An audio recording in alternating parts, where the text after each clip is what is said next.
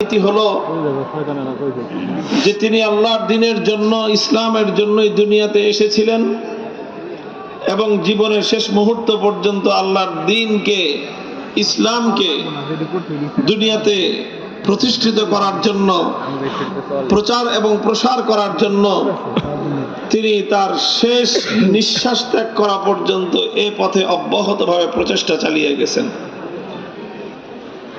আমাদের জন্য আল্লাহর নবীর জীবনে রয়েছে সর্বোত্তম আদর্শ।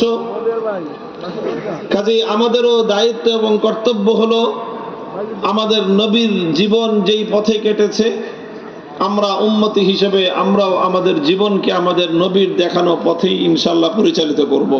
ইনশাআল্লাহ।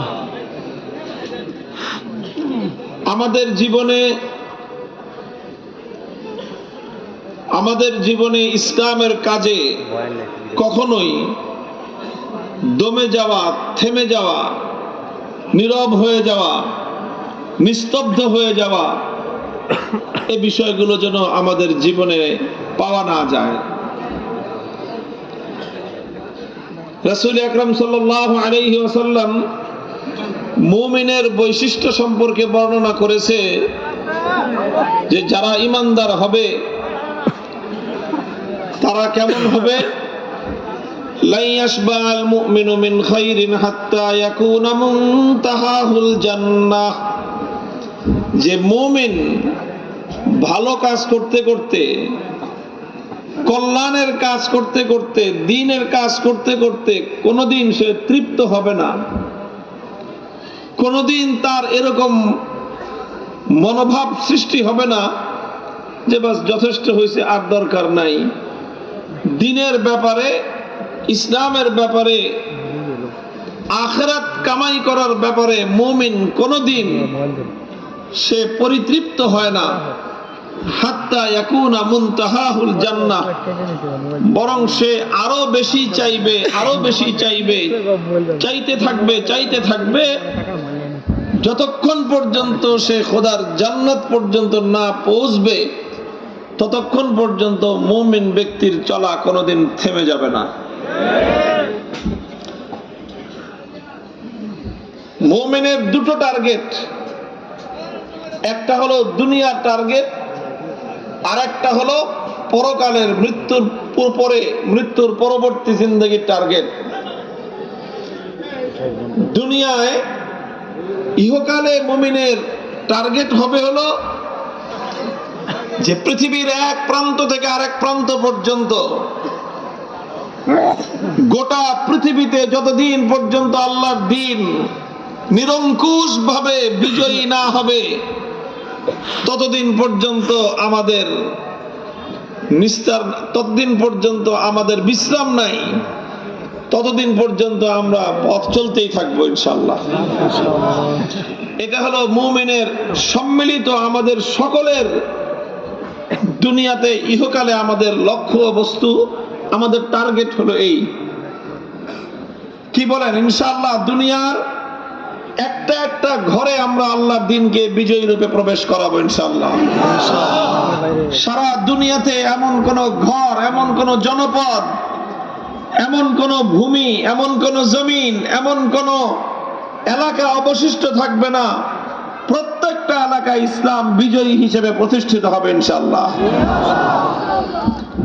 এটাকে অনেকের কাছে অতিরঞ্জিত আবেগ বলে মনে হতে পারে যে সারা দুনিয়া ইসলাম এরকম বিজয়ী হবে, এটা কি সম্ভব? আমি আল্লাহর নামের শপথ করে বলতে পারি এটা শুধু সম্ভব নয়, বরং এটাই হলো এই পৃথিবীর চূড়ান্ত বাস্তবতা। হযরত রাসূল আকরাম সাল্লাল্লাহু আলাইহি ওয়াসাল্লাম ইরশাদ করেছেন, লা ইয়াবকা আলা যাহরিল আরদি বাইতু মাদারিন ওয়ালা ওয়াবার ইল্লা আদখালাহুল্লাহুল ইসলাম ইম্মা বিইজ্জি আজিজিন ওয়া ইম্মা বিযুল্লি জালিল। এই ভূপৃষ্ঠে কোনো একটা ঘর অবশিষ্ট থাকবে না যেই ঘরে আল্লাহর দ্বীন বিজয়ী রূপে প্রবেশ না করবে। চাই সেটা শহর অঞ্চলের আকাশ ছোঁয়া অট্টালিকা হোক, অথবা চাই সেটা কোনো পল্লী অঞ্চলের ভাঙ্গা কুড়ে ঘর হোক, চাই সেটা কোনো বেদুইন পল্লীর, বেদুইন এলাকার মরুভূমির তাঁবুর ঘর হোক, অথবা চাই সেটা কোনো বেদে সম্প্রদায়ের নৌকার ছাউনি হোক, প্রত্যেকটা ঘরের মধ্যে ইসলাম প্রবেশ করবে। হয় অনেকে স্বাচ্ছন্দ্যে আনন্দে ইসলামকে গ্রহণ করবে, যারা ইসলামকে পছন্দ করবে না তাদেরকে লাঞ্ছিত করে, পরাজিত করে, অপদস্থ করে প্রতি ইঞ্চি মাটিতে আল্লাহর দ্বীন বিজয়ী হবে ইনশাআল্লাহ। দুনিয়ার 1 ইঞ্চি মাটি অবশিষ্ট থাকবে না, সারা দুনিয়ায় আল্লাহর দ্বীন বিজয়ী হবে ইনশাআল্লাহ।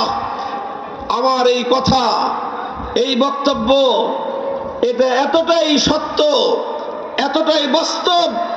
কামা আন্না দুনাল গাদি কামা আন্না দুনাল ইয়াউমি আল গাদ, আজ রাত অবসান হওয়ার পরে, আজকের রাত শেষ হওয়ার পরে আগামীকাল ভোরবেলা পূর্ব দিগন্তে সূর্য উঠবে, এই বিষয়ে কারো কোনো সন্দেহ আছে? আগামীকাল সকালবেলা সূর্য উঠবে এটা যেরকম নিশ্চিত, সারা দুনিয়ায় প্রতি ইঞ্চি মাটিতে আল্লাহর দ্বীন বিজয়ী হবে এটা তার চেয়ে বেশি নিশ্চিত। দুনিয়ার 1 ইঞ্চি মাটি অবশিষ্ট থাকবে না, চাই সেটা চায়নার পিকিং এর রাজপথ হোক, সেখানেও কালেমার পতাকা উড়বে। মস্কোর রাজপ্রাসাদে ইসলাম বিজয়ী রূপে প্রবেশ করবে। ওয়াশিংটনের হোয়াইট হাউসের মাথার উপর কালেমার পতাকা উড়বে। দিল্লির লাল কেল্লা আবার ইসলাম শাসন করবে। ইসলামের অগ্রযাত্রা রুখে দেওয়ার সাধ্য পৃথিবীর কোন শক্তির হবে না।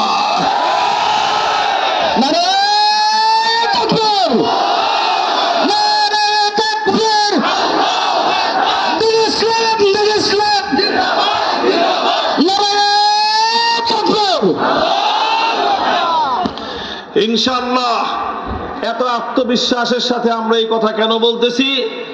কারণ আমরা বিশ্বাস করি, আমরা মনে করি আমার পায়ের নিচ থেকে মাটি সব সরে যেতে পারে, আমার মাথার উপর আসমান আছে, এটা ভেঙে পড়তে পারে, পৃথিবীর সমস্ত পাহাড়গুলো ধুলোর মতো উঠতে পারে, পৃথিবীর সমস্ত সমুদ্রের পানিগুলো শুকিয়ে যেতে পারে, কিন্তু আমার নবী মুহাম্মদ আরবি সাল্লাল্লাহু আলাইহি ওয়াসাল্লামের 2 ঠোঁটের মধ্য দিয়ে উচ্চারিত কোনো কথা মিথ্যা হতে পারে না।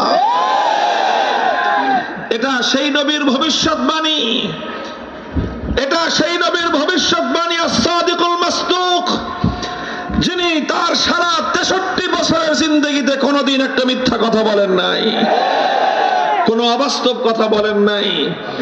তিনি যা বলেছেন তা অক্ষরে অক্ষরে বাস্তবায়িত হয়েছে অথবা হবে, তার একটা কথাও অবাস্তবায়িত থাকবে না ইনশাআল্লাহ।